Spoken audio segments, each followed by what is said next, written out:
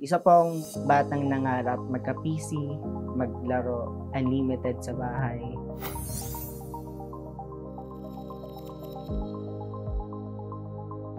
Ako si Edwin Lancawan, 27 years old.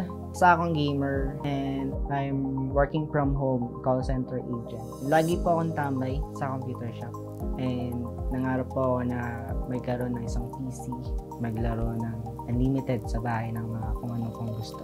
Nag-start ako actually, mag-work ako sa BPO industry. Nakabili ako ng setup, mid-range lang. Natry ako mag-stream, hindi siya kaya ng spec. Nag-push pa ako, gumawa ako ng racket. Aside from work, kumikita rin ako sa game. Nag-switch kami into PLDT. So, kailangan ko mag-upgrade, especially din sa work.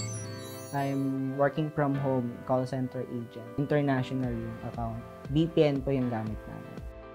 Malaki po yung kailangan na Mbps. Konti lang yung amount, pero ang laki na ng upgrade na binigay.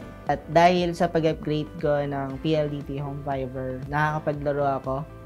At the same time, nakakapagtrabaho ako. Sulit na sulit yung pag-upgrade ko ng PLDT Home Fiber kasi kaya kong gawin lahat.